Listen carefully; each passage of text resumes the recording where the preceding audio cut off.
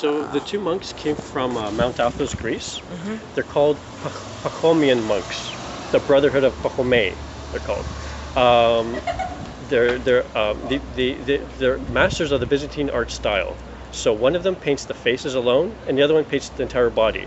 Both take roughly about the same time to do. A face could take 1 day to paint. So it's very detailed iconography and very large images, so it takes a while to do.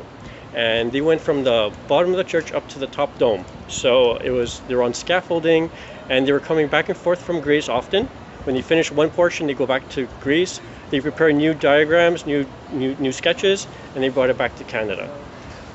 They did replicas of masterpieces found in 12th century Europe. So, for example, the resurrection icon in the Chora monastery in Constantinople, which is Istanbul today, from 315 AD. It's one of the best examples of Byzantine art, and they provided replicas of those masterpieces in St. George's. Okay, so Byzantine art on walls usually is with the fresco technique. Fresco technique is wet plaster and painting on wet plaster, because the wet plaster absorbs the pigments to make it vibrant and long-lasting. In this case, they don't do fresco technique anymore, they just paint on the wall surface. But for the icon panels, they use egg tempera, a process where they mix egg yolk, vinegar, and the dry pigment.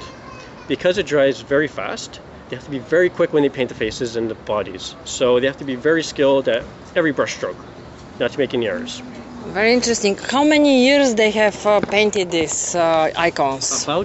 It was about 5 years. About 5 years. Only for 5 years, so many. Do you have any number about these icons? How many icons they've painted, or have no idea? I don't have a specific number, but to any visitor, they'll see it's a lot. It's many icons. Many. Which year they started? Roughly 1988. I will have to double check that for you. Oh, okay. Yes. Okay. Very interesting. Thank you so much. Thank you very much.